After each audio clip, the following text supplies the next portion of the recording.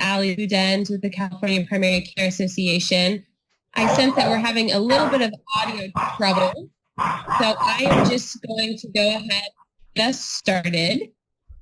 Charlotte, if you can hear me, if you could please advance the slides on my cue. I just wanted to give a really quick introduction to the platform that we have today, which is the GoToWebinar platform. I think most folks are familiar with this, but just so you know the ins and outs of it, we have everyone's line muted because we are expecting a high volume of attendees. So we're going to keep those lines muted. If you do have a question, you can go ahead and type your question or your comments into the questions box there, and those will come up for our presenters. And we do have engagement opportunities as well as Q&A and discussion built in throughout the webinar today. So plenty of time to engage. Please go ahead and use that question chat feature. You can also raise your hand if you need a clarifying question or need to have your lines unmuted at any point throughout the webinar. Charlotte, go ahead and advance to the next slide if you don't mind.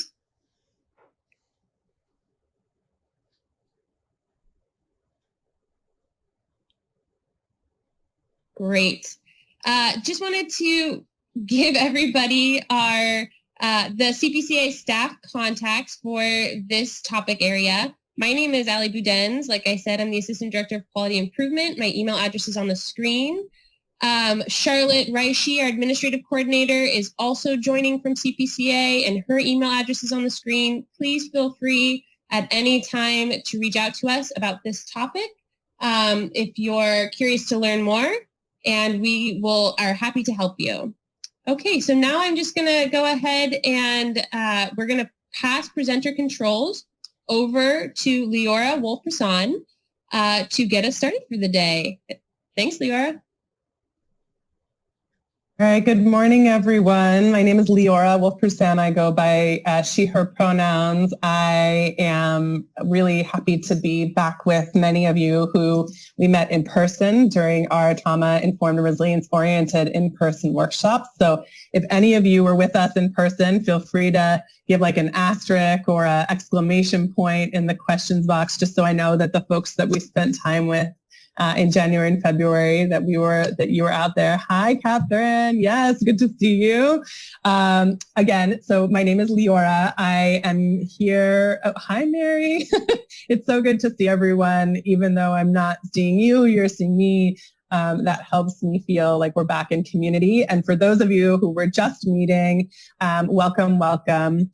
I want to just say as we begin that I am incredibly pleased to continue our partnership with the California Primary Care Association. And my colleague and our colleague, Nkem Nadefo, is also a co-presenter and will hopefully be able to join webcam at some point. So you're not just looking at my face, but you also get to look at both of us together.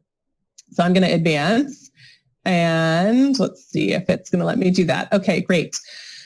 I'm going to take a breath. Invite you to do that as well. It's 11 a.m. here in Los Angeles, California. Welcome to Self and Collective Care for Healthy Workplaces. This is a co-sponsored webinar with the California Primary Care Association and the Pacific Southwest MHTTC. I'm going to move us forward so I can tell you a little bit about us. This time together is sponsored and supported by SANSA, the Substance Abuse and Mental Health Administration, and also just wanted to disclaim that it's sponsored and not totally theirs, but also theirs. Hopefully everyone feels that disclaimer.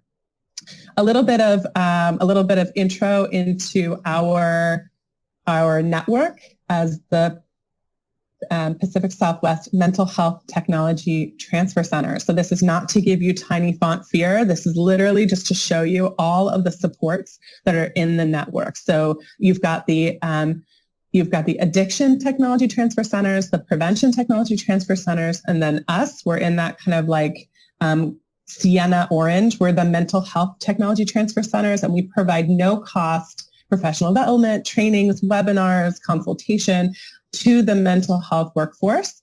And our center, so I'm a specialist in our center, and we provide support to the U.S. Pacific Islands, Hawaii, Nevada, Arizona, and of course, California. And that's what brings us into partnership with CPCA. So welcome, welcome.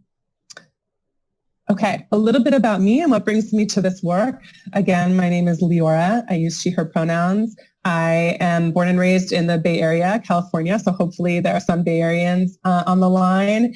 And I currently live in Los Angeles, so I span the gamut of California with love for the Central Valley, anyone in the Valley, and of course, north of the Bay Area. I have my doctorate in educational leadership, and my focus of my work was on the impact of student death on educators, and that work brought me into the world of really thinking about caring and how to support those of us who support others. Part of what I am deeply grounded in and grateful that for this conversation, what informs this conversation is that we in education have learned a lot from the healthcare workforce before this moment, before the COVID pandemic, around what it looks like to create organizational concentric circles of care, both for the self, the professional, and for the collective. And so I just wanted to name that particularly nurses, oncologists, folks who are doing a lot of palliative care, a lot of folks who are really taking care of people in overwhelming transition, we have learned a lot from, and it's a lot of what guides this work today. Enchem, I'm going to see if you want to unmute yourself and let us know a little bit about you. Can you hear me? Yes. Hi, Enchem. All right. Whew, that was some tech difficulties. So my computer is not recognizing GoToWebinar, so in terms of my webcam, but I'm happy to be here on the phone. So I have an interesting career trajectory. I am a healthcare trained originally as a healthcare provider, originally community health worker, and then a registered nurse and a nurse midwife. But for the last decade plus, I've been working around areas of stress and trauma and resilience cross-sector, but particularly a lot of healthcare, social service, and education, supporting folks in both organizationally and whether it's the participants, clients, or patients of that particular organization to find resilience within themselves, to build the so what I say, to make space for transformation organizationally and collectively. That would be it in a nutshell. Yeah. So Enchem and I are going to be co-thought partnering with you this morning, particularly from Enchem's deep experience guiding systems, deep experience in the healthcare professional setting. And so you'll hear us kind of back and forth, and we really hope that both of our experiences bring kind of fullness to the conversation, and we're really hoping that you also contribute. So you'll see that as Ali mentioned earlier, that the questions box is actually where we're going to be able to be in most conversations. So there will be lots of points during today, and one of them is coming up, where we're going to ask you to use the questions box as a way for us to have dialogue. So they may not be questions, but they definitely are ways for us to connect with you. Okay. Really quickly, that today is part of a leadership series on mental health awareness that our Mental Health Technology Transfer Center has been holding. May is Mental Health Awareness Month. And so many of you have been with us through some of these sessions. I'm going to give you a link in the follow-up that will be able to get you to all the recordings.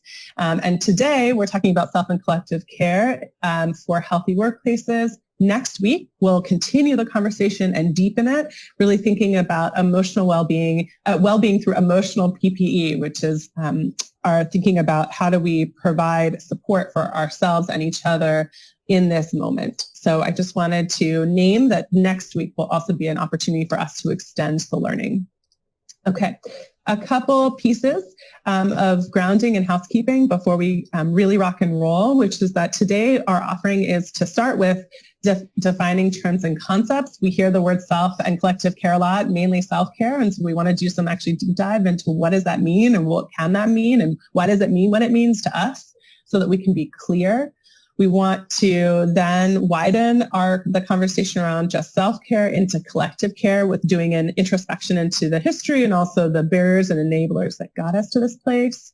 And then we'll tie it into how does this concept of self and collective care how is it deeply interdependent with trauma-informed and resilience-oriented healthcare leadership, both from a principles level, but also leading for wellness and healing. And we'll do a lot of that next week, more in depth. So I'm just giving you the prep setup. We'll get to hear from NCHEM, and then we'll do some discussion and close. So our invitation today is for us to think about both methods, but also strategies. And the last piece is actually the really important piece, which is the connector. So this is just the invitation around what we're hoping to get through today. And we know that we may get to all of it, we may get to some of it, but what we get to is exactly what we needed to get to. Okay. All that to say, I'm really going to, NCHEM and I want to offer for you in this moment, knowing all that you're holding on to, both literally or emotionally, that we're asking you to just take what you need from this. So there might be one phrase or one sentence or one visual, and that's the thing. Wonderful. We want you to know that you're going to get recordings and the deck and anything that we mention, that you will be resourced. So just know that you'll get the supporting materials that you need. The inquiry question for us in this moment is, what will resonate with you in this dialogue and in this conversation? And so to be thoughtful and present with that. And to name that we have a short amount of time today on this webinar. So we just want to name that this conversation is large and complex and ever going and ever developing. So we hold that the urgency to take care of you and take care of each other is deeply urgent, particularly in this moment.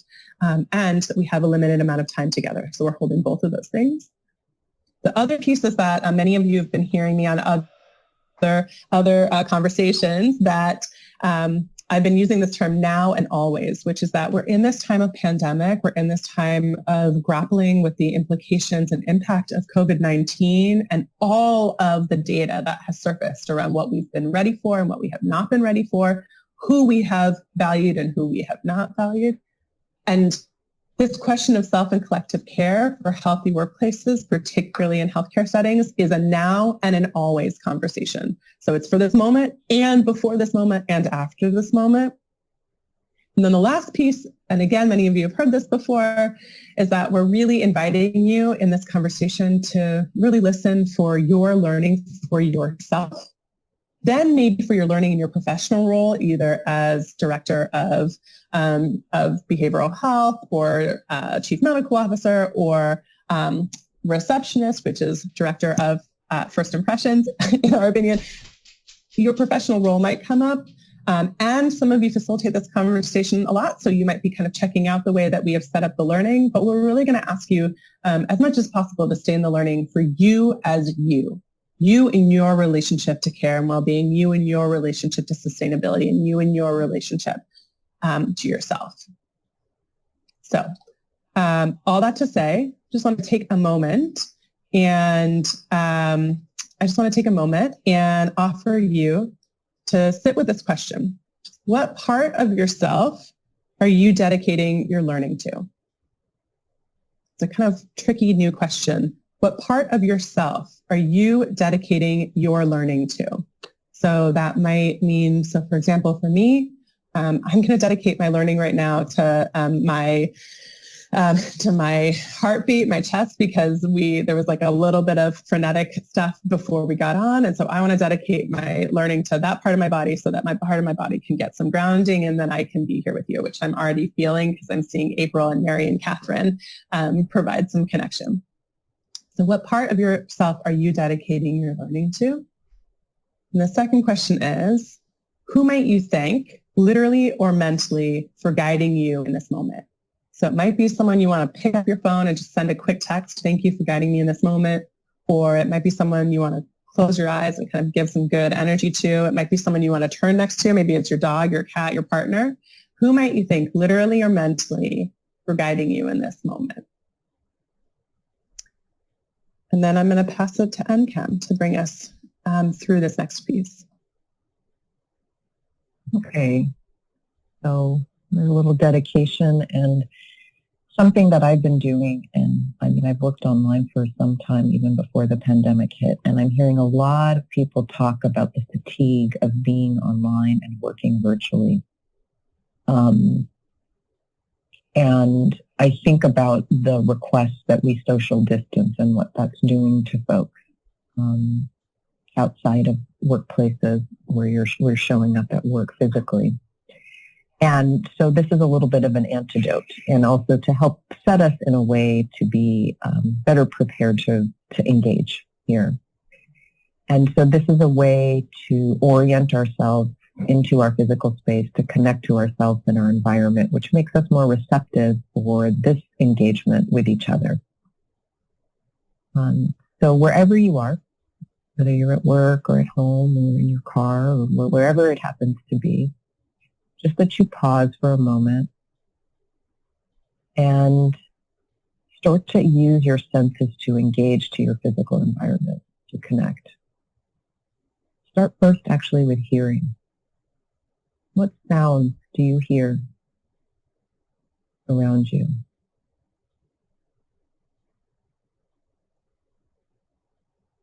If anything I'm describing feels uncomfortable to you in any way, please stop. But if you're doing okay, you must engage even your sense of touch. Like, how is the temperature of the air on your skin? The way your clothing falls on your body, stretching around your ankles, your elbows, your joints, your knees, your feet in your shoes. Whatever you're sitting on, is it hard or soft?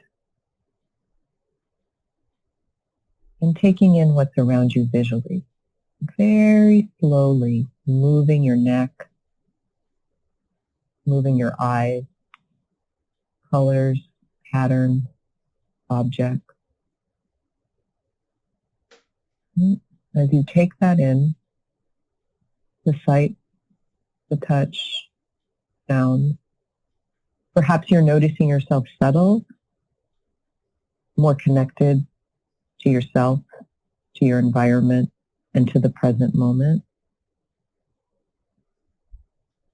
And hopefully better able to engage with us as we talk about self and collective care, having started with a moment for self-care. All right. Thank you. Thank you, NChem. I heard lots of birds in Los Angeles right now, so I feel like they're all online with us. And I want to thank, yeah, they are. And I want to thank those of you in the questions box for providing your dedication and providing feedback to us. That's definitely will support us as we provide learning for you this morning. And even, Leora, like if folks are feeling like it, you can even type in the chat, just what you did notice in your environment. Maybe a sound, maybe a color, where are you? And, would it also be kind of interesting? And that also lends just a little bit of bridging of the social distancing so that we're maybe spatially distant, but not so socially distant. So those are completely welcome about what you're seeing and feeling and hearing in your space. All right. Thank you, NChem. Okay. So let's do some grounding. Let's move. We did just do grounding in our own bodies. We're going to do grounding with some definitions and terminology so that when we say something, what we say might create some connection because, as I mentioned earlier, oftentimes we use language and we use words, but it might merit for us to take a little bit of time to figure out what the what is. So many of us might be feeling destabilized in this moment. Many of us might be feeling really buoyant in this moment. Some of us are feeling both at the exact same time. I know minute by minute, sometimes I feel super destabilized and other times I feel really buoyant. And so we want to kind of zoom in on what we might be actually experiencing when we're talking about care and how to complicate that word a little bit. So NChem is going to take some of the content on the left, and I'm going to do a little bit of content on the right. So I'm going to start off with this term, moral distress. And many of you, this might be a new term. Moral distress comes from Francois Mathieu of Tend Academy. And it's a term that has been really useful for me personally in my understanding, particularly of systems change, particularly of moving in to trauma-informed, resilience-oriented systems change. And what Francois Mathieu says is that moral distress is the following. It's either when the organization or system or culture that is the umbrella does something that we morally do not agree with, or does not do the thing that we morally desire.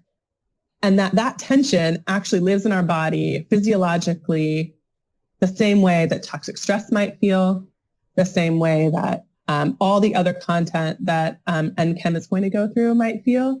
And so I just want to name that I'm going to say it one more time, that the experience of moral distress when we work for an organization, an agency, a system, or a dominant culture that either does something that we do not morally agree with or does not do the thing that we would morally desire, a destabilized experience for us. I'm going to pass it to NCHEM to talk about a couple other pieces on the left. Go for it, NCHEM. So I like to think about burnout and vicarious trauma, compassion fatigue, kind of they're separate buckets, but there's overlap too. And I think it's important to make the distinctions and look at where there is overlap. I think there's a common sort of belief that I see out in the world that vicarious trauma leads to burnout, that compassion fatigue leads to burnout. And just if I think about burnout, really we know that burnout has the quality of being... We may have just lost you, so I want to just check. And Kim, can you hear me now? Can you hear me now? Leora, I still heard her the whole time. Okay. Okay. All right, good. I actually think it's AT&T, frankly. I'm just going to say, if you can hear me, because we've had all circuits busy for a bit. I'm back. Okay? Oh, great. Go for it. Yes. Yes. Okay. Thank you. So burnout has the quality of being drained, of being, it's like a slow onset. It's the sense of apathy. It's the sense of why bother. It's a sense of hopelessness. And if we understand that some of the biggest drivers for burnout actually are not what we think, we often say, like, fill your cup so you can give to other people so you won't be burned out. When the bigger drivers of burnout are actually usually at a systems level. It's being asked to do more work than is humanly possible. So the work demands are too big. It's being, having lack of autonomy, right? It's a sense that no matter what you do, it's not enough. And that may be coming from within the organization, but it also might be the times that we're living in. It also might be the population that you serve, that it's just too big. And no matter what you do, so this sense of helplessness or hopelessness, and then a shutdown. And so those are, really the biggest drivers of burnout. While vicarious trauma has this sense of, I like to think of it as sort of a piercing of your armor, right? Like you're pierced by an event, and it can happen in a moment. And it leaves, it pierces or impresses on us something that it's somebody else's trauma that's entered into us. And this, for a big part, is if we're not within ourselves, that we're more likely to be, to have this happen to us. And then compassion fatigue, some people will categorize compassion fatigue as the larger umbrella from which burnout and vicarious trauma are sort of sub-buckets. But compassion fatigue is just, there's a weariness to it. I love this word sorrow here. There's a weariness of, most of us come into this work because we care. And we care deeply, but that's not an infinite resource. And when it's being tugged on constantly, there's grief. There's grief there. And so when we look at the mix here of that, some of these are happening at individual levels, and some of these are happening at systems levels within our organization or even in the larger culture. And so it's important to understand that the destabilization is happening at multiple levels. I think I'm going to leave it at that, and because I think that can feel really heavy, and it's important to have the balance here of the buoyancy. And I'm going to hand it back to Leora to give us some lightness. Thank you. And I just want to name, I think we're all having compressed systems right now because I'm also having audio and issues. So some of you just saw me go off webcam, and that's so that I can prioritize being able to be on audio. So I'm still here with you. Thank you, NChem. So on the buoyancy side, on the right-hand side, we have, these are 4 factors that can create a buoyant experience. We can have hope match, which is when, again, the organization or team or leader that we work for is in shared ideals or shared principles or shared work as in the vision of for the work that we believe in. So this idea of hope match, it can actually be as simple as having a colleague or a team where there's a shared vision, or an entire organization, or an entire setting, or a dominant culture. So that is the opposite side of moral distress. This idea of neuroplasticity, many of you are very familiar with it, but this idea of neuroplasticity is that our brains, our bodies' architecture, our literal bodies' architecture and wisdom is wired for reconnection, healing, and regeneration. And so the idea is, how could we actually create work cultures that reflect our insides on the outside? How can we create healthcare settings that are informed by the wisdom of the healthcare industry and the healthcare professions that understand our own innate anatomy and physiology in the externalized culture and climate that we are navigating and leading? And then the last 2 pieces are actually pieces that we really rarely understand and connect with. And so, or actually understand is not the right word. The last 2 pieces are kind of the opposite. We talk a lot about trauma and we talk a lot about fatigue. And so on the other side, I just want us to mention that there are equally, if not equitably important concepts such as vicarious resilience and compassion satisfaction. So this idea, many of us might feel this in this exact moment, that we get deep resilience, deep connection and inspiration for regeneration and grounding in feeling like we not only have the coping strategies but the ability to move forward in those who we serve and from those with whom we work. So that is this idea of vicarious resilience and compassion satisfaction, that we over time are really feeling the impact, the acknowledgement, and the affirmation of the work that we're doing.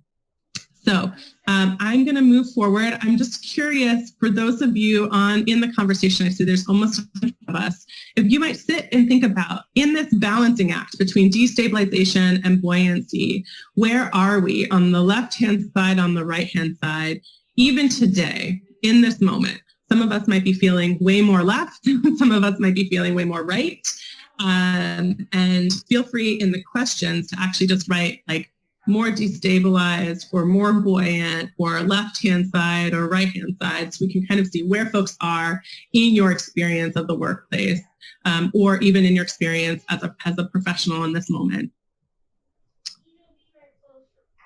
Okay, so let's actually talk about self and collective care. So my next invitation, oh, thank you, Mimi. Yes, feeling resilient. On the left-hand side, Laura just responded.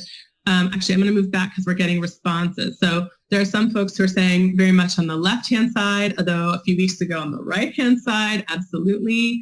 April's bringing up feeling in the middle and some moral distress. Yes, buoyant in this moment. Thank you, Michelle. Lovely. Yeah. So we are in this balancing continuum of both destabilization and buoyancy. And I think the invitation that NChem and I are offering is that one way for us to actually grow or experience potentially more buoyancy is to be intentional and careful with what language we're using to describe the experience we're feeling. And that can actually help us. That can help us feel balanced. Yes. Thank you, Adrienne. Yes.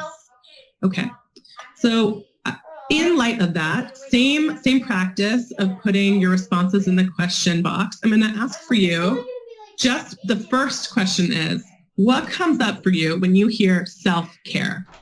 What comes up for you when you hear self-care? Not collective care, but what comes up for you when you hear the term self-care? So I'm going to wait for some answers. Yes, me kind of tired of hearing it. I understand that. Jennifer, loving yourself. Easier said than done. Yeah, self-care is the thing that we often are told to do, but with potentially not the resources to do that. I think of a spa, and then I think of shoulding. Oh, I love that. Right. I should be taking a walk. I should be relaxing. I should be meditating. I should be taking care of me and time for me. Thank you, Sherry. Thank you, Leanne. Okay. This is the trickier question. What comes up for us when we hear the term collective care?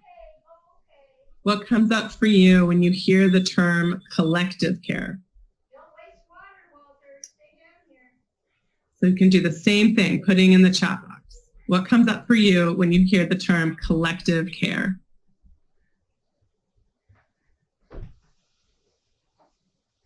Okay, so Jennifer is saying taking care of each other. Mimi says feels less alone. Yeah, there's like needing to take care of my staff and making sure that they're okay. Thank you, April. Yes. Thank you. Okay, I'm seeing more. Trisha is saying both outward and inward. Lovely. Kind of this idea, again, of interdependence. Expanding your view from outward, Pauline says. Wonderful. Yeah, the truth is, for us on the line, that this moment now and always is really an invitation for us to think about how we define self and collective care and how we want to define selective care for the purposes of our work and for our work's impact. And so we're going to take some time, and Rebecca, you are bringing up an analogy that we're going to kind of spend some time with inquiry in a little bit.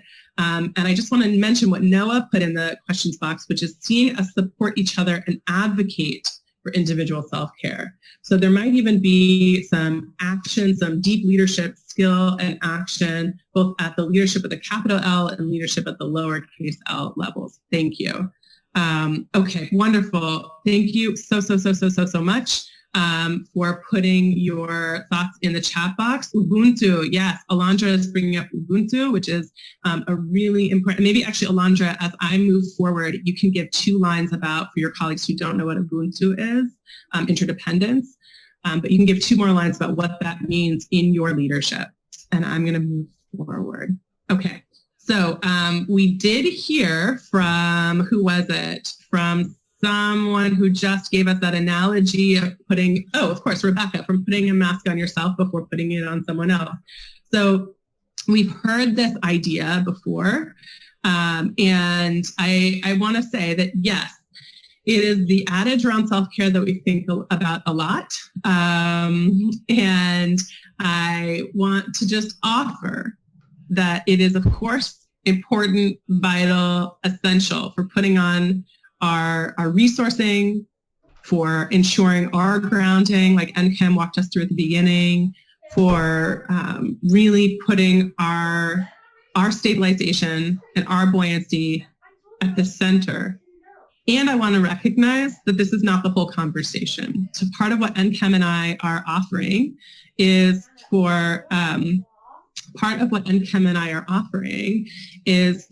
us as leaders, particularly in the healthcare center, healthcare industry, and healthcare profession, to think about not only self-care, but also collective care. Not only self-care, but also collective care. Because as we want to think about both of these concepts, we want to think about, well, what happens if we put the oxygen mask on, or if there is an emergency, or if we're going down and we put the oxygen mask on, but the oxygen mask doesn't work, or the flight attendants haven't been trained in emergency landings, or there are structures and policies and practices that don't enable us to fully actually access what we're supposed to be doing, that shoulding that one of you mentioned, doing to take care of ourselves. And I was sharing with NChem, and I hope that this is a helpful story, but I was sharing with NChem that I have experienced an emergency landing many years ago. I was coming from Iowa, doing work with the Iowa Department of Behavioral Health, and I was coming back to Los Angeles, and we were being told that we were going to have an emergency landing. And of course, They walked us through the procedures. The flight attendants stayed very calm and steady in their crisis tone management, and gave us the walkthrough, the preview of when we say go, that is when you're going to put your head between your legs and your arms crossed, and then we'll have an emergency landing. And they said go, and there was lots of heightened experience and emotion on the plane, lots of crying, etc. And I looked to the man next to me, and he was completely calm, slightly confused, but sitting upwards. And I had my head between my legs. I looked at him, and we both looked at each other, and he started to sign to me. And I realized that he may be deaf or hard of hearing, and that he didn't know what was going on. And I think about that a lot, colleagues, when we think about not only self-care, but collective care. How do we actually ensure that there are structures, policies, and practices that will enable us and ensure us to be able to do that self-care, prioritizing our well-being, and then being able to help others. So it's a both and. So I want to just take a moment, and I'm going to invite you for us to be in dialogue, but I want to go through this together.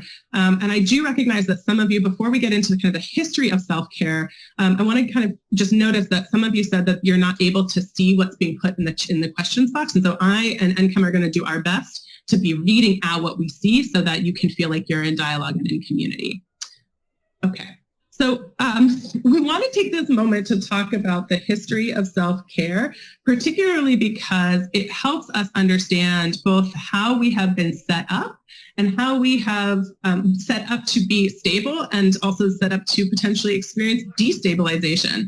And we're going to do the same thing for the history of collective care. So I want to just start us back in the 1960s and 70s, which is that idea of self-care, and many of you, this might be a familiar trajectory, so please feel free in the questions box to also contribute your own learnings and understandings of this history. But in the 1960s and 70s, this concept of self-care is actually is fueled and codified by the medical industry, so by the industry in which many of us work. And it was this idea for concept, that this idea for patients to be owners of their own health. So it was this 1960, kind of pre-1960s and 70s, so we're talking about the 1940s and 50s, this idea that the kind of expertise of doctors, where doctors are telling their patients what to do and they hold all the expertise, this shift to start to move the power to be shared, or power of one's own experience of health back into the experience of patients. So this idea of self-care was originally in this concept of owning our own health and owning our own health advocacy in the medical industry. A couple timeline pieces happened between then and now, one of which is that after the Vietnam War, this idea of both vicarious trauma and burnout experienced by psychologists and by the behavioral health industry actually starts to create this understanding that there needs to be professional ethics of self-care, so that if you are in the helping profession, that there needs to be structures to understand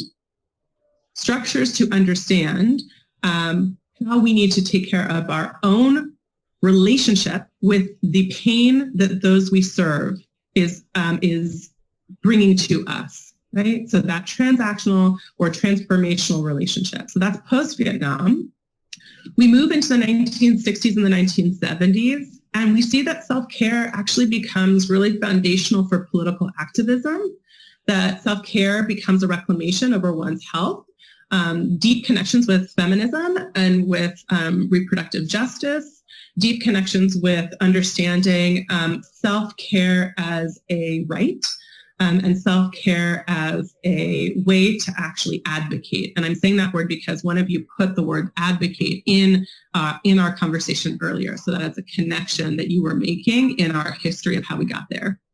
Then, of course, we get the 1980s to 2000s, which is this decade, these 2 decades where wellness and self-care becomes about fitness and grooming, lots of concentration on the self, lots of responsibility on the individual to be responsible for their own health, and that wellness becomes a status symbol and a commodity. So thank you, 1980s, 1990s, 2000s. Because a lot of that, many of you might agree, is informing the way that we still understand self-care. And then, of course, 2001 happens. 9/11 really gives a resurgence in understanding the concept and experience of PTSD, and a resurgence in the content of understanding the interconnection of mental health, self-care, and behavioral health, all in healthcare settings. So 2001 was a pretty big pivot point in our culture. And then I want to open it right now to the 2020, year 2020. What does self-care mean in this moment in our history? So I'm going to ask you in the chat box to kind of put, what is this moment, the pandemic moment, the COVID moment, how will it inform how we understand self-care in the context of healthcare professionalism or serving in healthcare settings? What will 2020 mean for us? So I'm going to see if we can get some responses in the chat box. And while I'm doing that, Kim, I want to add to this history. Sorry, the sound is going out. No, I mean, I think you covered the history really well, and that, obviously these are, we put distinctions to be able to describe things, but this is a continuum, and some of these threads are still flowing through for sure. And in understanding that there's pockets of culture around these different, in these different sensibilities or approaches to self-care. So we might see, sort of a wellness industry and how that influences healthcare, and then we see traditional healthcare and integrative medicine, and we see, there's a mix there where people are around what self-care is. It's more nuanced, is my typical answer. Absolutely. Yeah, of course, this visual is not the complete whole. And I just want to read some of the ideas for what 2020 can mean. So some of us are saying, well, we actually might be more thoughtful and understand the 2020s as a post-traumatic plan for growth. So how do we make meaning of this time as healthcare professionals in our own landscape? How do we promote wellness in the workforce? And how do we actually create self-care as a structural practice in healthcare settings, in workforce development and training? And we'll continue this conversation in our discussion because I want to get to collective care. Okay, so we're going to move a little bit to collective care, and then we're going to get to talk about the barriers and enablers that provide us the opportunity to access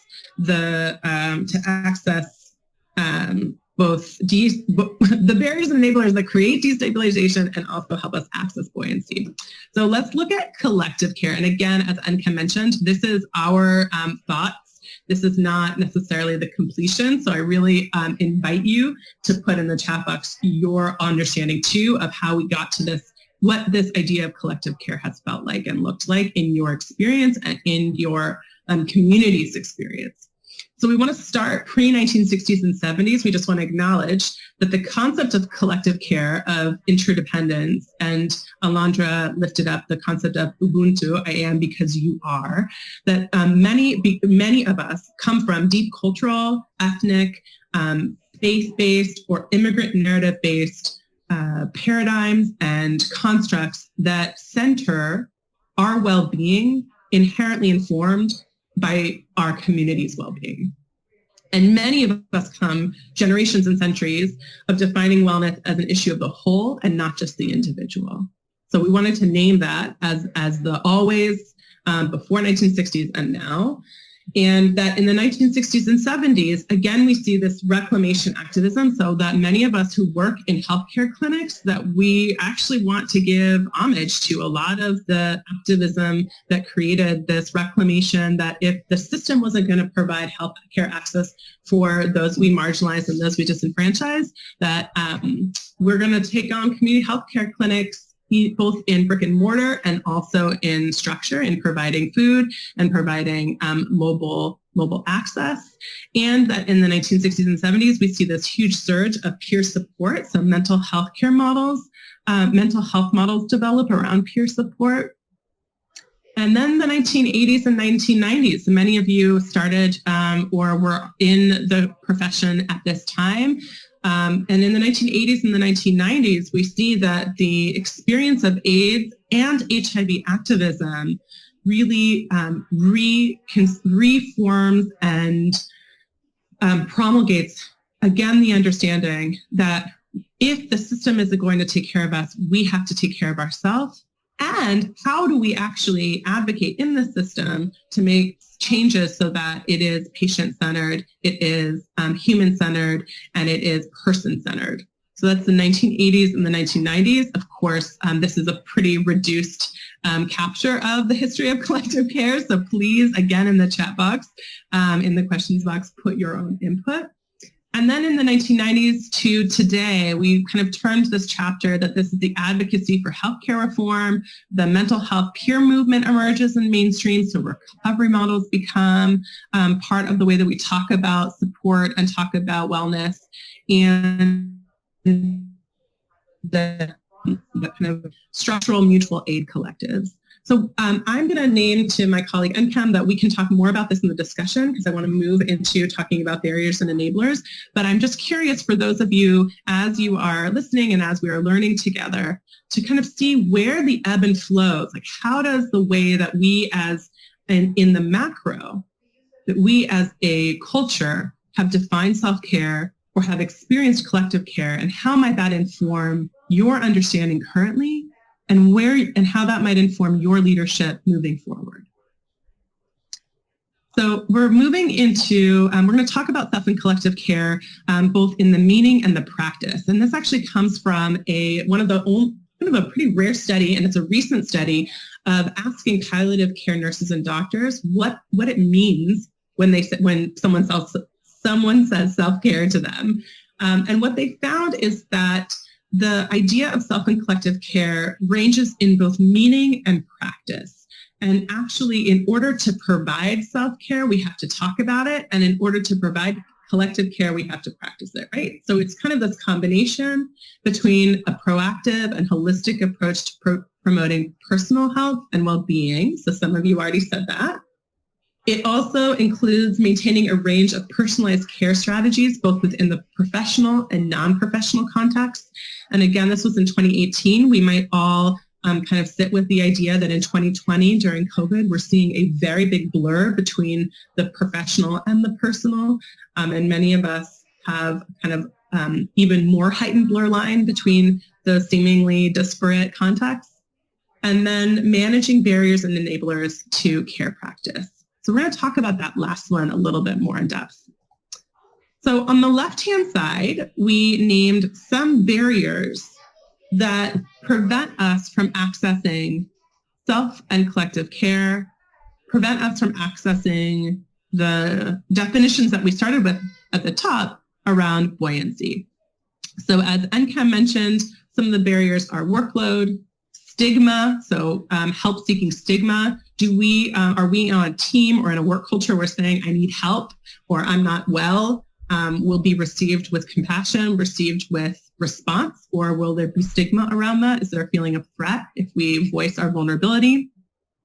Feeling isolated, and I'm saying that word knowing the context that many of us work. Toxicity in the workplace. Of course, that really relates to what I just mentioned about stigma, but this idea that we may work in workplaces where we are competitive and scarce versus abundant and seeing possibility. This next piece is really important when we talk about self-care, that the onus is on the individual. So this idea that if you aren't well and if you aren't stable, that is your responsibility, your fault, and your onus.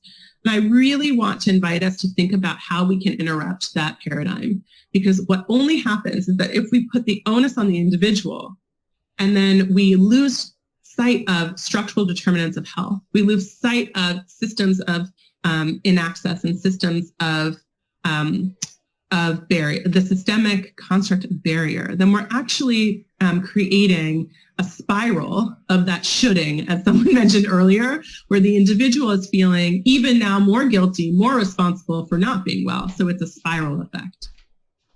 We see the lack of resources and personnel and time to complete a job. Many of us might, if we were in person, we might say, yes, yes, yes, I feel that and I hear that. So the barriers to accessing self and collective care is potentially a lack of resources, personnel, and time to complete.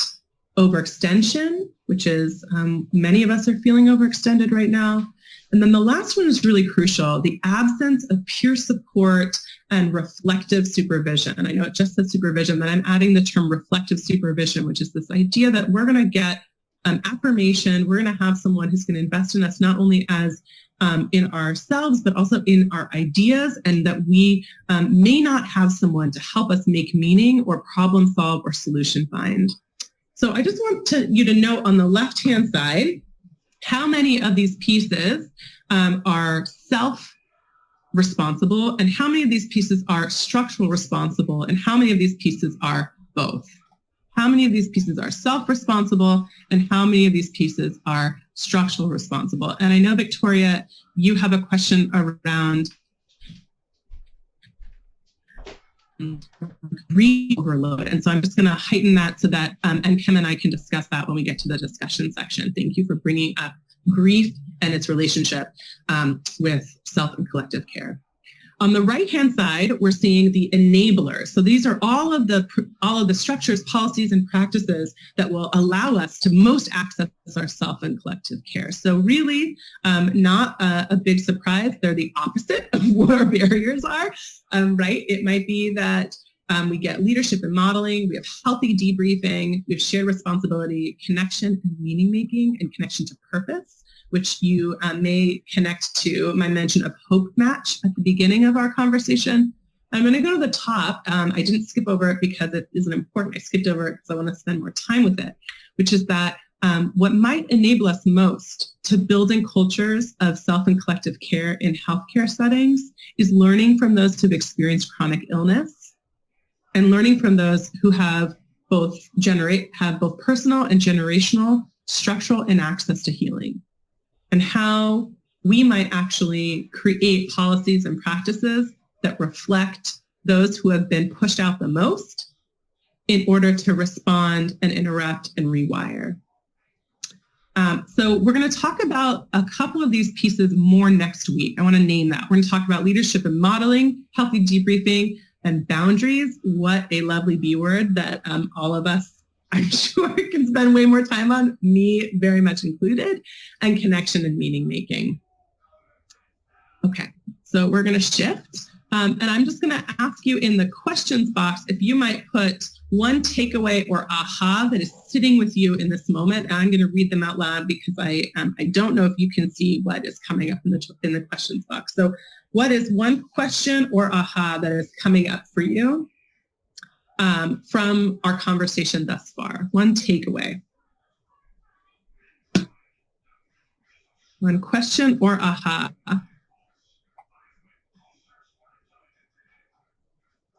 Okay. Another barrier would be willingness. I'm going to try and see if I can see the whole thing. Another barrier would be willingness and motivation that might be affected, that might affect increase by other barriers. Yes. And some of you are also saying it's great to see people that we know. Some of you are saying both the concept of individual and collective care. And Cynthia is bringing up the kind of aha of we need to stop and evaluate our situation. And Tricia is naming the relevance in really lifting up and naming reflective supervision And Tricia, I'm going to read out your wisdom that you offered, that reflective supervision is so relevant during this physical distancing work from home. Yes. So again, it is a way for us not to just feel managed, but for us to feel affirmed and invested in. Thank you, Tricia. And Rebecca is saying, definitely feeling the impact of isolation and the need to really access supervisory support. And again, Rebecca, I might even add reflective supervisory support. And Michelle is also naming how necessary and essential it is to have a system at the workplace to evaluate where we are and make the changes necessary. Yes, so both and. Thank you. Okay, so I'm going to take a breath. And we're going to move into self and collective care and what this actually has to do with being trauma-informed and resilience-oriented in our work. So Brianna West offers us this lovely piece where she says, true self-care is not salt baths and chocolate cake. It's making the choice to build a life you don't need to regularly escape from. And all that often takes doing. And that often takes doing the thing you least want to do. I'm going to read that one more time. True self-care is not salt baths and chocolate cake. It's making the choice to build a life you don't need to regularly escape from. And that often takes doing the thing you least want to do. So some of that means reflective supervision. Some of that means healthy debriefing. Some of that means having critical conversations with colleagues around how are we treating one another and how might we need to revisit our working agreements. And these are really difficult conversations, and that is collective care. So let's move into a piece of connecting it with trauma-informed and resilience-oriented healthcare leadership. So be very clear that we'll spend more time on this again next week, but that trauma-informed leadership is a way, and this is from Dave Tweedy, and we're grateful for him in his own reflection of what this means to him, but the trauma-informed leadership is a way of understanding or appreciating that there's an emotional world of experiences rumbling around the surface. The trauma-informed leadership recognizes and honors the emotional scars that people may struggle with. It can help the leader have empathy and compassion for their employees, both powerful emotions for themselves and for a leader to have. So if we think about trauma-informed leading and trauma-informed leadership, I really want to invite us to think about, just like Brianna's quote invited us, like what are the skills and the attributions that we might need to step into, right? And you may have heard me say this before, but what are the areas of discomfort that you need to step into so that your colleagues can step out of pain and you can meet in the middle? Not unsafety, but discomfort. And Ken's going to talk a little bit about that later. So we wanted to offer you that these might be questions for you. These might be questions for your colleagues. We're going to ask that you kind of sit in mainly these questions for you. But how do you, and what is your relationship with vulnerability? And this is deeply connected to the self and collective care conversation, our well-being in this moment. How are you, what is your relationship to vulnerability? What's your family's relationship to vulnerability? What's your community's relationship with vulnerability? And then personally, we kind of lifted some questions from Sarah Bowman that can be reflection questions for you to sit with so that you can become your own reflective supervisor, your own debriefer when it comes to your relationships with vulnerability. Because oftentimes when we go back to how many of us define self and collective care, essentially there's an undercurrent of the culture of help seeking.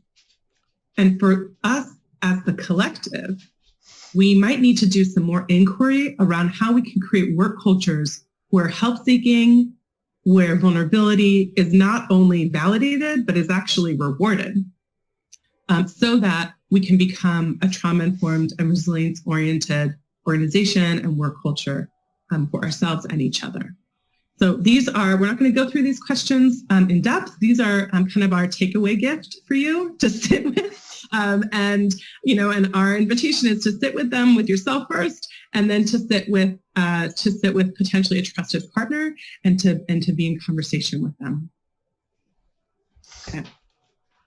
So last but not least, that's actually not true. There's one other piece before we get to NCHEM, which is that I wanted to just name that a trauma-informed workforce acknowledges that many of us in the healthcare profession, that we come to this work with our own trauma histories, with our own history of compassion fatigue or burnout, and that prioritizing workforce wellness, not only for clinicians, not only for doctors, not only for RNs, but for everyone. And this quote uses non-clinical, but I don't always love that phrase, but for all staff members, that trauma-informed care does have the potential to support all those factors around buoyancy that we talked about before. So this is an interconnected conversation.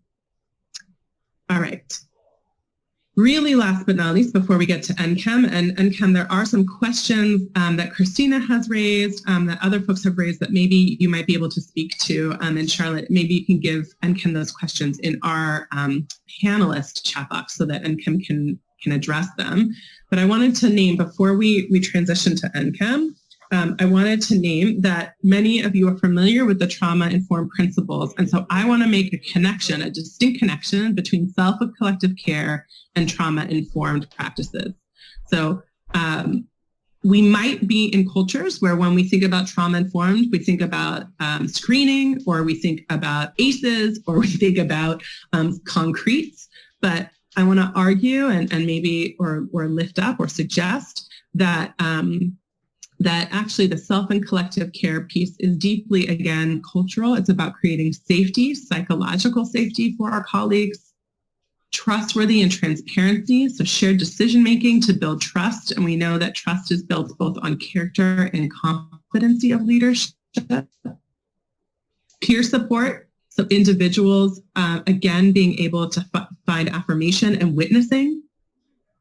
And that peer support is actually seen as integral to the organization. Collaboration, so power differences between staff and clients are leveled to support shared decision-making. How oftentimes, especially in this moment of crisis or chaos or pandemic, our power sharing kind of goes out the window, and some of that might be appropriate, but there might be actually a lot more experiences where we might re-level the power share. Empowerment, so that patients and staff feel recognized and built on and validated.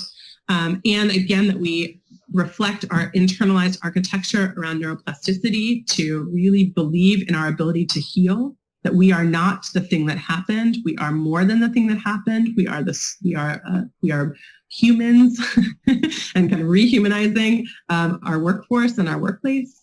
And then the last piece, the principle around humility and responsiveness, that understanding that trauma-informed practices and leadership, particularly narrowing in on self and collective care, are also deeply implicated by bias, by stereotype, and historical trauma.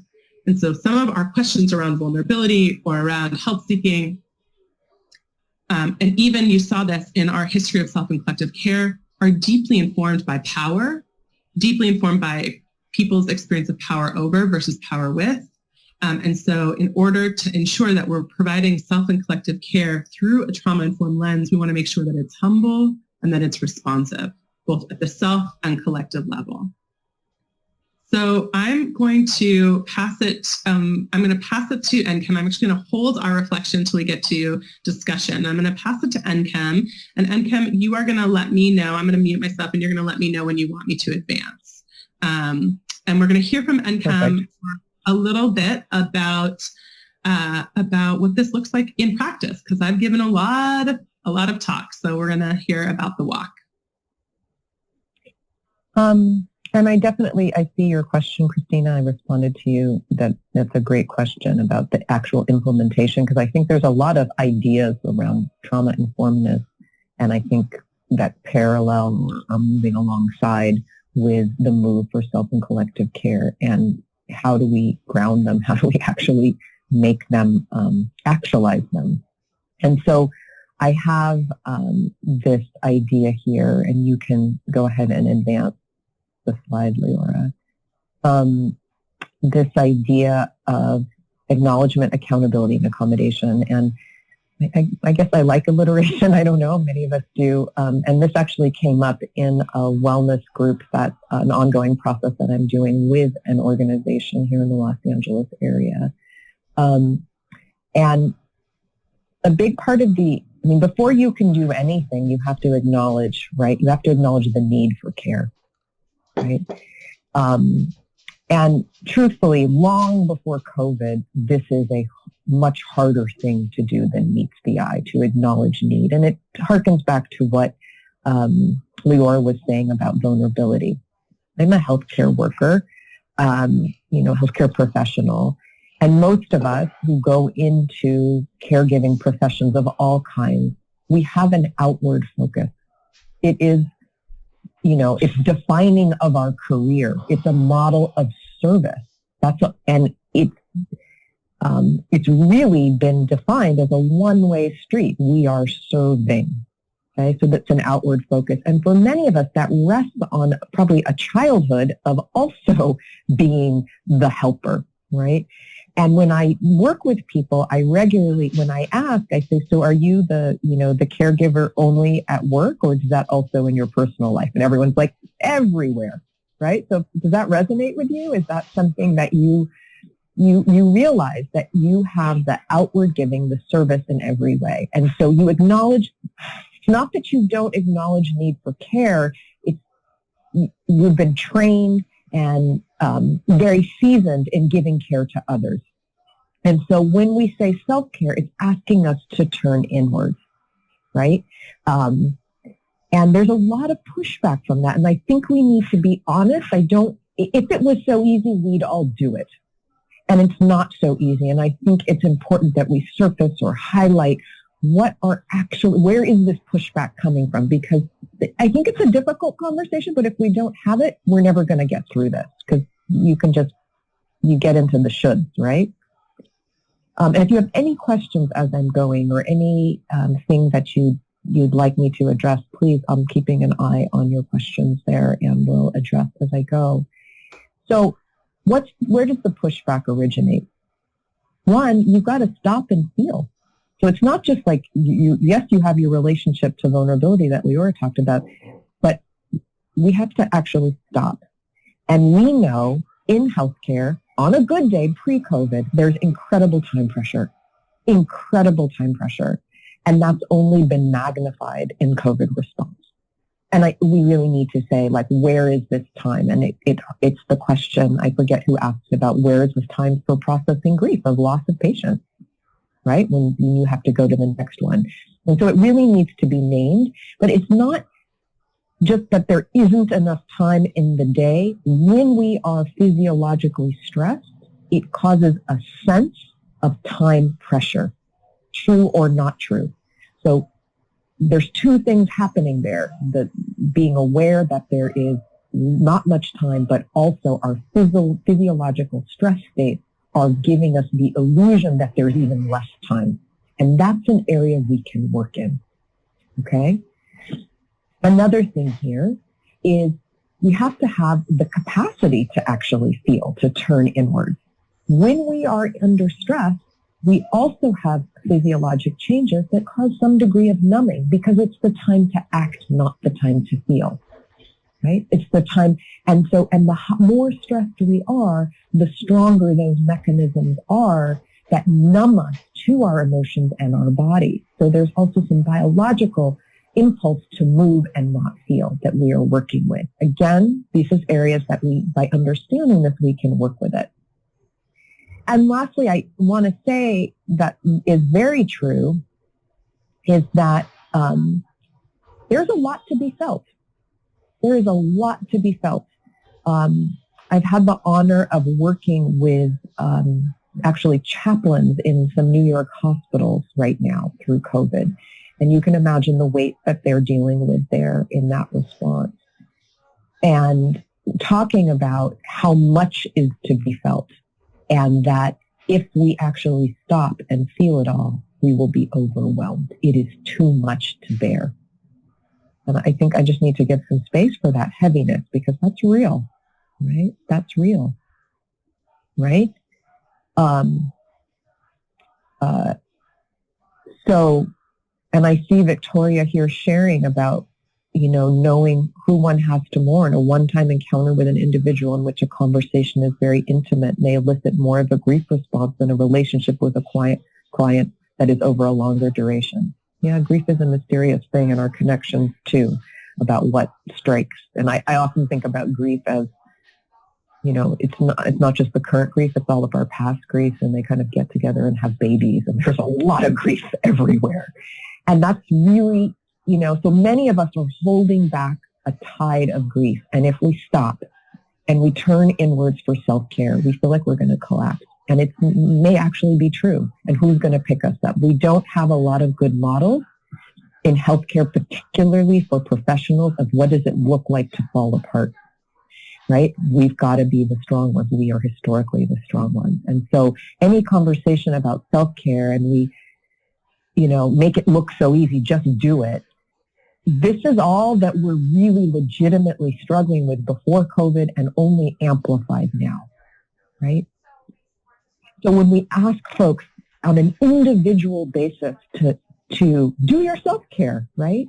In a busy healthcare environment, COVID response, right? You're asking people to swim against multiple currents, right? As individuals. It doesn't happen often, and it definitely does not happen consistently. So there needs to be two things right here. There needs to be leadership that models this acknowledging of need, right? And that's especially hard because I think in some ways enrolled, I'm also in healthcare leadership, this idea of where leadership is almost the epitome of the sense of responsibility, the need to carry it all, the need to have, it's much harder to be vulnerable in a leadership position. But without it being modeled, the culture is being set that there's no safe place to acknowledge care. Additionally, as we've talked about here, we need embedded structures at the organizational level to support this space for acknowledgement. We need to create the conditions for self-care to thrive. That is the collective care, right? What are those conditions? And I have an image in my mind of people running a relay race, right? And recognizing that this is a marathon. This is a marathon relay. And not everybody's going to be able to run the whole distance at speed. And what does it look like when we can hand off I'm tired, I'm handing the baton to you. You run, I rest, and then we hand the baton back and forth. That this, in this kind of accelerated environment, is, I think, a more realistic view than everybody performing at high speed all the way to the finish line. Okay? So that's the piece about acknowledgement. The piece about accountability, we have to also say that work is not therapy for us staff. Okay, we may be healed in the process of working if we work in a healthy workplace. There may be some healing happen, but that's not the purpose. The purpose of us in healthcare is to deliver services. That's what we're there to do, right? So there is some accountability that we have to perform at a minimum level. And I think there's a very real fear on everybody's part. If we acknowledge the need, will that erode accountability? How do we balance acknowledgement of need with accountability for the service that that people entrusted to our care? And this is all very real because this is where accommodation, that third A, this is where the rubber meets the road. This is where we negotiate between the acknowledgement and the accountability, right? How do we navigate between these two tensions? Right? And I want to throw in that there's an additional critical issue here of the effectiveness of the care, right? In the accommodation, right? In we accommodate the need, is the care we're doing actually even effective? And I think that's something we'll talk about in the next session about what is effective care. I mean, I think, the funny joke about pizza parties don't really help with burnout because they don't decrease the amount of paperwork you have to do. They don't house your clients. They don't increase your pay or reimbursement, right? So we need to talk about what's effective accommodation. But I want to circle back before we do a little, I'm going to ground this in a specific example, is I recommend using the trauma-informed principle as a guide to navigate the tension between accountability and acknowledgement, to find accommodations that work to create conditions for the collective and self-care. And so you can advance the slide there, Leora. So this showed up on my Twitter feed early last week, and there it is, the 11th. And this was from a Canadian who worked in the federal government and said he received this message email from their supervisors for federal employees in Canada. And I just really want to highlight that one, you're not working from home, you're at home during a crisis trying to work. So this is like, what does, the healthy workplace in COVID response look like? That your health is far more important than anything else right now. And that you shouldn't try to compensate for productivity by working longer hours. To be kind to yourself and not judge how you're coping compared to others or how they're coping compared to you. And that your team's success will not be measured by the same way as pre-COVID. So I brought this to a leadership team, a wellness circle that I was facilitating, and it precipitated a pretty interesting discussion that this tension between acknowledging the staff reality, grief, of loss, of what's happening in staff's personal lives that they're managing on top of, what the fear of infection, lack of PPE, just all of this in this mix. How are you acknowledging the staff reality and still meeting the accountability structures of the services that they provide? And what was interesting is that this actually turned out to be, when we highlighted it, a long-standing issue. Because this is an organization that's moving towards being trauma-informed and having collective care.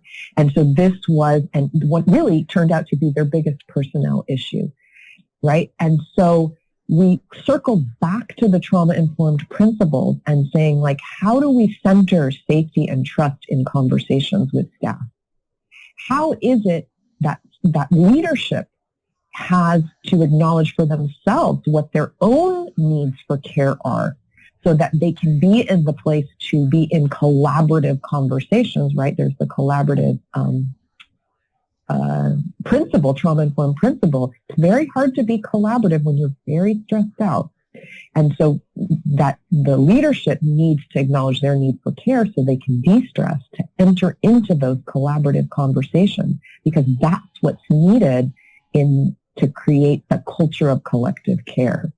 And so that's just a little example. It sparked a lot of conversation, and leadership decided to take this actual document to their staff in teams and start to have conversations about this rather than a directive.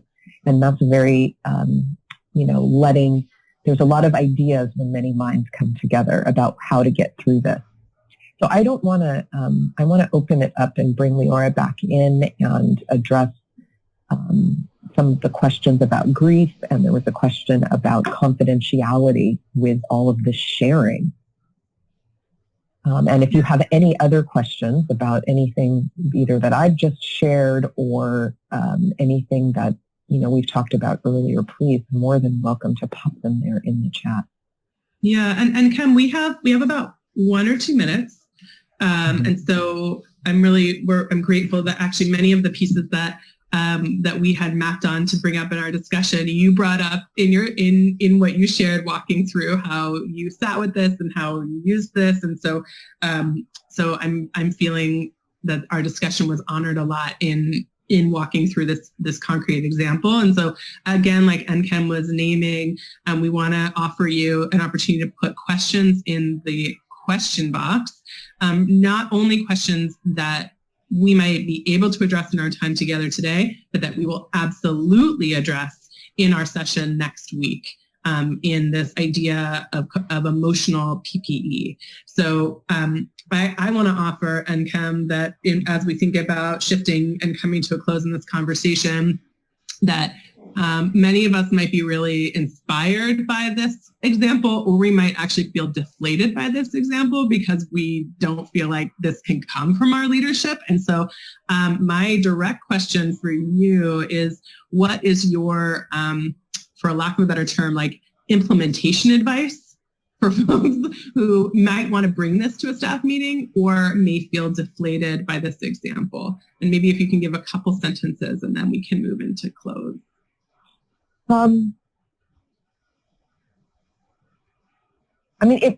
I think the first question is it safe? Because if you really feel like your workplace is toxic, it really might not be safe to bring this in. And I think you need to do a little self-protection in that. That would be some self-care. If you do think that there might be some spots of safety, think about who of your colleagues would be more on the supportive range, and have a conversation with them first before the staff meeting so that you start seeding these ideas. And so when it comes into a staff meeting, that people are already, you have some warm spots in the room to further the discussion. And maybe you only want to bring one of the topics, not all of them, so that it seems like a little softer place to start. And I also want to hold out that in trauma-informed implementation, we're all figuring it out. There's some models, some organizations are more ahead on the curve because they've been doing it longer. But because trauma-informed care and the approach is context-specific, and it has to include the collaboration of the people in the organization, it will look different in your context. And so it is a process of working it out, and we're going to make mistakes. And that in those mistakes, we can mind them for learning and growth. So it doesn't have to be perfect out of the gate. Hopefully that's helpful. Yeah, I think the adage is that this is all messy and none of us have the answers, and that we can sit in more questions than we might sit in answers. And that's part of that vulnerability practice. That's actually part of our self-care work, is to sit in, like, what does that actually feel like for us not to have answers in this moment and in our lifetimes, where many of us with letters after our last names or who've been trained in systems where having an answer is the ultimate of being an expert, that this moment of not knowing might actually bring up a lot for us. And so with that, I'm actually going to use that as my segue, and our segue, NChem, to land with this teaching from Rachel Remen. And some of you are familiar with, I'm going to just see why that, let's see, I'm going to pause it because it seems to be moving forward. See, even the PowerPoint doesn't want to spend time thinking about this quote. So we're going to spend time here, and then we're going to move into closing. And so what Rachel Remen offers us is this idea that many times when we help, we do not really serve, that serving is different from fixing. Seeing yourself as a fixer may cause you to see brokenness everywhere and to sit in judgment, and I can't see it, to sit in judgment of life itself. When we fix others, we may not see their hidden wholeness or trust the integrity of the life in them. Fixers trust their own expertise. When we serve, we see the unborn wholeness in others. We collaborate with it and we strengthen it. I'm going to read that one more time. When we serve, we see the unborn wholeness in others. We collaborate with it and we strengthen it. Others may then be able to see their wholeness for themselves for the first time. The reason that we're ending with this, piece around the concept of serving and fixing is that many of a huge piece that can actually move us into thinking about creating cultures of self and collective care might actually be supported by unearthing what our belief systems are about who is whole and who is human and who needs to be corrected and who is already wise in their own answers. And so I just want to name that many of you, even though I just said that none of us have all the answers, we deeply, deeply in ourselves have much wisdom that can inform this moment now and always, both in how we want to be cared for and how we want to care for others. So I'm going to invite you in the questions box to put reflections. Laura's saying that sure resonated with me. So just like Laura, if you have questions that you might put them in the chat box. I'm going to go through, this was a big quote, so I'm just going to invite you that if you want to sit with it, please do that. I need to move forward in order for time, but I am going to say, and I'm saying this out loud to Allie and to Charlotte, that I'm able to stay on for about 5 minutes afterwards in case there are questions that folks would like to post that pertained to next week. So I'm going to move into some housekeeping and we're going to close. So the first, as I mentioned, that again next week is our second, our kind of deeper dive in this conversation, well-being through crisis, emotional PPE. And so some of the pieces around boundaries and reflective supervision and all of the kind of elements of both enabling and buoyancy that we talked about today will get some time. And so I just wanted to name that will be next week, and we very much hope that you join us. We also put a lot of organizations and resources in the deck that you'll get. You see highlighted. Lumos Transforms is the organization that NCHEM founded and directs and runs, and deep wisdom and knowledge coming from Lumos Transforms. And NCHEM, do you want to give like a 30 seconds around some of the sessions that you're offering right now that folks could potentially access? Oh, yeah. So we're actually doing, it's called Anchoring Resilience for Turbulent Times, and it's a 45-minute session offered once daily for 7 days a week, completely free. So if you're finding that you don't have resources to support your staff wellness in-house right now, you can feel free to send folks. Folks are attending as many times as they like, and it's just a nice resilience building perspective from the Resilience Toolkit to help folks during COVID response. Thank you. Yeah, so that is a wonderful resource. If you go to the website, it's a wonderful resource to continue your learning and your own resourcing. And then we just wanted to name too that we lifted up some particular trauma-informed leadership resources that can help you in this moment. So that's in the deck. And I just want to name that our contact information is here. We hope that you follow us. We hope that you join us. If you are new to the Pacific Southwest MHTTC, please do link up with us. We're so grateful for our partners at the California Primary Care Association, for Allie and Charlotte. I am deeply grateful for the continued collaboration, the collective collaboration with NCHEM.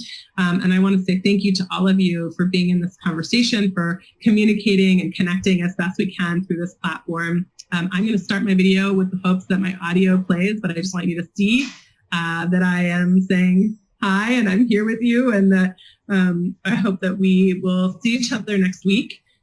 When this webinar ends, and I am going to stay on for 5 minutes afterwards to just respond to some questions, and please, again, I'm encouraging you to put them in the chat box. When this webinar ends, you'll be sent the deck, and you'll also be sent an evaluation, and it's really, really important that you fill that out. If you have 2 minutes, that will give us feedback for next week, and will also give us feedback to continue programming like this today. So, breath, here I am. Again, thank you so much. We are going to end today, resume next week, and we'll stay on for about 5 minutes if anyone has questions in the chat box that you would like response to. And with that, I'm wishing you a day full of lots of buoyancy, and that when you have moments of destabilization, that you resource and remember someone or other people or many people who are guiding you through this moment, including yourself. Have a wonderful day, and we'll see you soon. Be well. Thank you.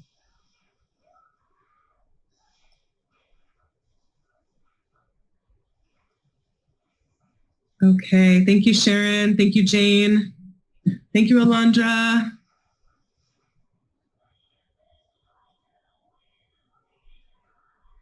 I think the comment about being a mental health professional from Victoria. Yes.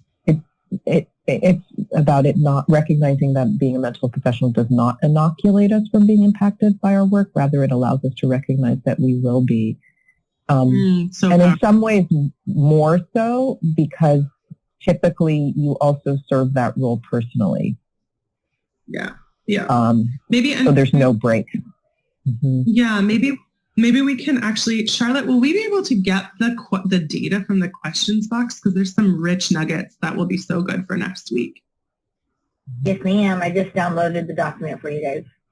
Amazing. Okay, thank you. Thank you, Cynthia. Thank you. We're so grateful that what we were able to offer felt connected to what you need in this moment.